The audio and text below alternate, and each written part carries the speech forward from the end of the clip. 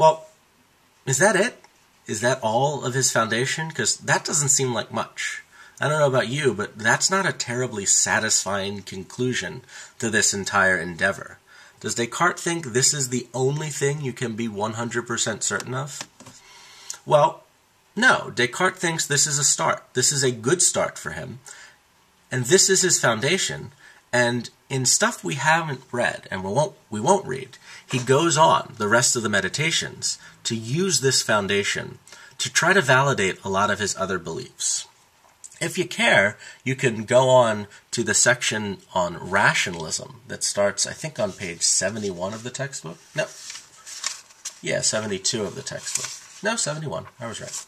On page 71 of the textbook, there's a discussion of rationalism and Descartes trying to reason his way from these beliefs that I'm thinking that I exist to other types of beliefs. Well, let's take a step back, because I pitched this whole course section as a debate between Descartes and the skeptic. Has Descartes successfully defeated skepticism in this case? Well, if you buy what Descartes is saying, he has defeated universal skepticism. He's shown us that we can know some things, even some things with certainty. I think and I exist are two things. So the claim that we don't know anything at all is not true. It doesn't seem like in this excerpt, though, he's defeated external world skepticism. In fact, a lot of his arguments seem to support external world skepticism, at least in this section that we read. But I will say, just again, that later on he does try to defeat external world skepticism. So just remind yourself and remember, Descartes is not a skeptic. Descartes doesn't wind up believing any version of skepticism. We're not going to focus on those other attempts to defeat skepticism that Descartes does, because lots of people don't think they're that successful anyway. So let's talk about how you might want to respond to external world skepticism anyway. If you don't buy, if you're not satisfied at this point with Descartes and what he has to offer us, how might you go about trying to defeat the external world skeptic? Here are two somewhat common methods that modern-day philosophers offer. One is to go and be a fallibilist. Fallible means you just admit that you might be wrong. You admit that you're not perfect, that occasionally you make mistakes. And if you're a fallibilist about knowledge, what that means is that you admit that you can know stuff even though you don't have this perfect, guaranteed grasp of it. So you're basically saying that knowledge doesn't require certainty. I don't have to be this perfect person to know stuff. To know, I don't have to be 100% sure. Maybe I just need really, really good evidence. So to know that I have hands, I don't have to guarantee 100% that my senses are accurate. I just need to be sure that my senses are usually pretty accurate, and they're providing me with pretty decent evidence in this case that I can see my hands and that they're really there. Another type of response you could give is to be a contextualist and to say that know means different things in different contexts.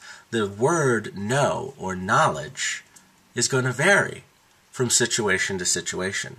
A contextualist is all about context, it varying from place. And there are two important contrasting contexts that we can consider in this skepticism case.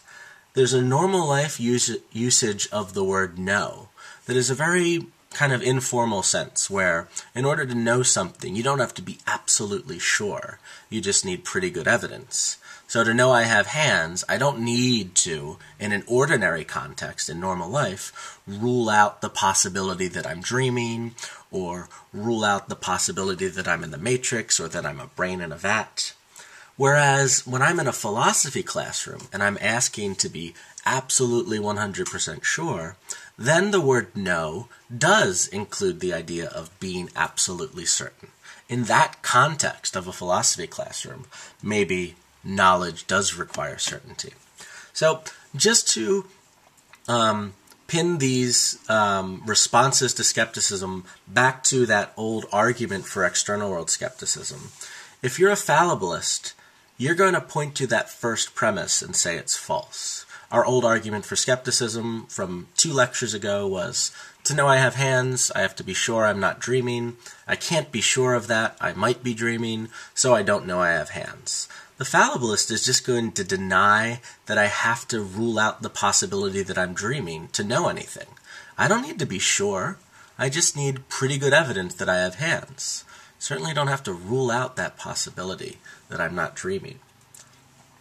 And the contextualist would say that uses of the word know varies in this argument. The word know in premise 1 is different from the word know in the conclusion. The word know in premise 1 is more of that hardcore philosophy type of knowledge.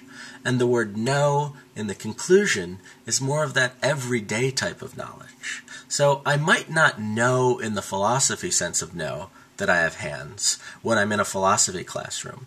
But when I'm in an everyday context, I can know that I have hands, according to the contextualist. So there it is. I don't know if either of these are successful attempts to refute skepticism. They each have their own problems of their own. But those are things to consider. And maybe the ultimate lesson we can take from this whole section is to give up on the quest for certainty. It's certainly something that I've considered myself, that certainty is the gold standard when it comes to knowledge, when it comes to trying to figure out the world around us. But in a complicated, tricky world, maybe certainty is too high a standard to look for. In a world where we as humans are as limited as we are. Now, we can do all sorts of great things, but we also have these mental limitations. Maybe striving for certainty is asking for too much. Maybe instead we should set our sights on getting better, slowly but surely, inching towards the goal of certainty, even if we can never attain it, just trying to get closer to that certainty, further away from being wrong. All right, I will see you for Lecture 9.